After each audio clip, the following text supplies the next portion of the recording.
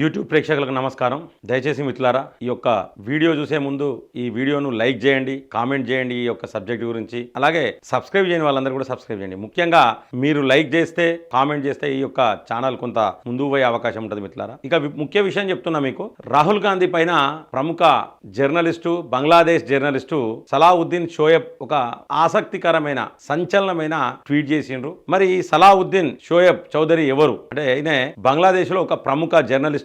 Bridge పత్రిక అని ఉంటుంది, ఈయనకు కార్యాలయం ఉంటుంది. సో ముఖ్యంగా ఏంటంటే ఈయన మీద 2006లో కూడా ఇస్లామిక్ తీవ్రవాదులు కొంతమంది బాంబు దాడి చేసిండ్రు. తర్వాత ఈయనను ఒక అక్రమ కేసులో అరెస్ట్ చేసిండ్రు. దేశద్రోహం కేసు కింద కూడా ఇతన్ని అరెస్ట్ చేయడము, పలు సెక్షన్లు పెట్టడం అలాంటివి చేసిండ్రు అక్కడ బంగ్లాదేశ్ లో. సో ఈయన ఏంటంటే ఈయన దీనికి సంబంధించి బిఎన్పి నాయకులు అంటే ప్రతిపక్షం, అక్కడ అవామీ లీగు పార్టీ, ఈ షేక్ హసీనాకు సంబంధించిన పార్టీ అయితే బిఎన్పి అక్కడ ప్రతిపక్షం. సో ఆ పార్టీకి సంబంధించిన కొంతమంది దాడులు చేసినట్టు కోర్టును కూడా సంప్రదించడం జరిగింది. అలాగే ఇతను ఒక ముఖ్యమైన సమాచారాన్ని ట్విట్టర్ లో పెట్టిండు. అంటే ఈయన రాహుల్ గాంధీ ప్రముఖ బిఎన్పి నేత అంటే బంగ్లాదేశ్ లో ఉన్న ప్రతిపక్ష పార్టీ నేత తారిక్ రెహమాన్ ను లండన్ లో సీక్రెట్ గా కలిసిండు అని చెప్పేసి ఈయన ఒక ఇంట్రెస్టింగ్, ఒక ఆసక్తికరమైన, ఒక సంచలనమైన ట్వీట్ అయితే చేసిండు మిత్రులారా. ఎందుకంటే మరి రాహుల్ గాంధీ గారు కంగ్రాచులేషన్స్ చెప్పారు. మీరు యూనెస్కు అంటే కొత్త ప్రభుత్వం ఏర్పాటు చేసిన తాత్కాలిక ప్రభుత్వాధినేత ఈ యూనెస్కు మరి మీరు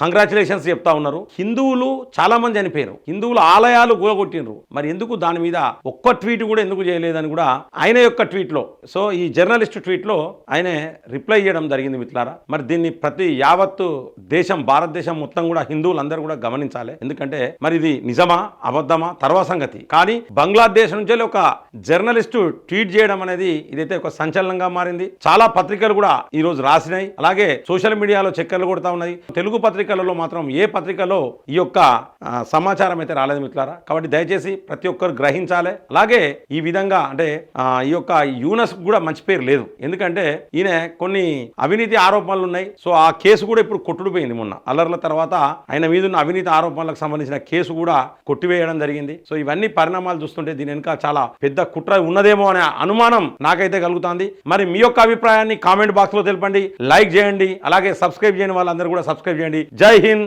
జై భారత్.